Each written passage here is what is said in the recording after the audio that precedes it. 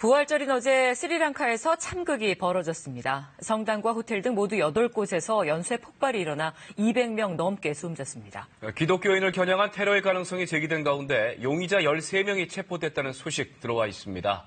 친절한 뉴스 이윤희 기자와 자세한 내용 알아보겠습니다. 자, 이 기자, 사상자 수가 계속 늘고 있는데 현재까지 집계된 피해자 규모 어느 정도입니까? 네, 매체마다 집계가 조금씩 다릅니다만 현재까지 200명 넘게 숨지고 400여 명이 다친 것으로 파악되고 있습니다. 중상자가 많아서 희생자는 더 늘어날 것으로 보입니다. 일단 테러로 추정이 되는데 이렇게 피해가 컸던 건 부활절과 휴일을 맞아 많은 인파가 모인 곳, 성당과 호텔을 겨냥했기 때문입니다. 폭발은 수도 콜롬보의 성 안토니 성당에서 시작했습니다. 얼마 지나지 않아 콜롬보의 5성급 호텔 샹그릴라, 이곳은 외국 여행객들에게 인기가 높은 곳으로 알려져 있죠. 여기서도 폭탄이 터졌고요. 오전부터 오후까지 다른 호텔과 성당에서도 계속적인 폭발이 이어졌습니다. 보시는 것처럼 견고한 성당 지붕이 뻥 뚫리거나 호텔 유리창이 휴지 조각으로 변한 현장의 영상들은 당시 폭발의 강도를 가늠케 합니다. 목격자 얘기 차례로 들어보시겠습니다.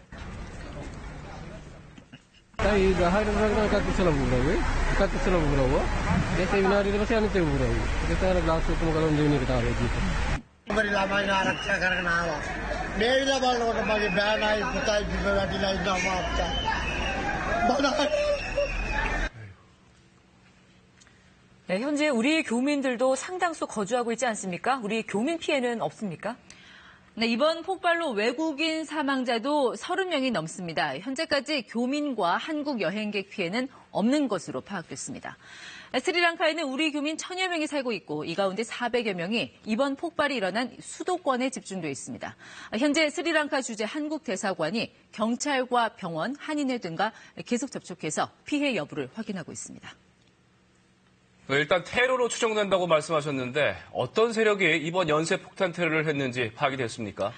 아직까지 배후 단체는 밝혀지지 않았고 배후를 자처한 단체도 나타나지 않고 있습니다. 경찰은 일단 용의자 13명을 체포해 조사 중인데요. 한 가지 안타까운 건 열흘 전쯤 이 테러를 암시한 첩보가 입수됐다는 점입니다.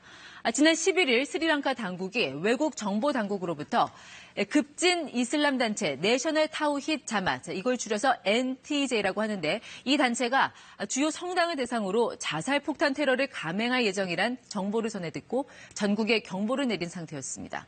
이 내셔널 타우히드 자맛은 지난해 불상 훼손 사건으로 주목받기 시작한 스리랑카의 무슬림 과격 단체로 알려졌습니다. 이렇게 사전 정보를 입수하고 경계 태세까지 유지했지만 결국 폭발을 막지는 못했습니다. 경찰은 피해 발생 지변 지역을 봉쇄하고 야간 통행 금지와 휴교령을 내렸습니다. 허위 사실 유포를 막기 위해 소셜미디어 서버도 차단한 상태입니다. 네, 테러로 추정되는 이번 사건, 스리랑카의 복잡한 종교적 배경과도 무관치 않아 보이는데요. 어떻습니까? 이번 스리랑카의 연쇄 폭발은 기독교인을 겨냥한 테러라는 게 대체적인 분석입니다. 앞서 전해드린 대로 성당이 주요 표적이 된 데다 부활절 예배 시간에 폭발이 발생했기 때문입니다. 특히 성당이 잇따라 폭발한 네곤보는 기독교인이 몰려 사는 지역으로 알려져 있습니다. 여기에는 스리랑카의 이 복잡한 종교적 배경이 깔려 있습니다. 스리랑카의 주민 70%는 불교를 믿고 있고 이슬람교도는 9.7%, 기독교도는 그보다 적습니다. 과거 스리랑카는 1983년부터 2009년까지 26년간 종교적 갈등에 따른 내전으로 10만 명 이상이 숨진 아픈 역사가 있습니다. 당시에는 불교를 믿는 신할리즈족과 힌두교도인 타밀족의 갈등이 주된 원인이었다면 이번 테러는 기독교인을 겨냥한 갈등이 원인이 됐을 가능성이 있습니다. 스리랑카의 불교도, 이슬람교도, 힌두교도 등은 서로 반복하면서도 기독교에 대해선 공통의 적대감을 갖고 있습니다. 16세기부터 포르투갈, 네덜란드, 영국 등 서구 기독교 국가에 연이어 식민 지배를 당한 경험 때문입니다. 부활절을 끔찍한 참사 현장으로 만든 이번 사건은 불교, 힌두교, 또 이슬람교, 기독교까지 얽히고 설킨 이 스리랑카의 종교적 갈등이 여전히 끝나지 않았음을 보여주고 있습니다. 친절한 뉴스였습니다.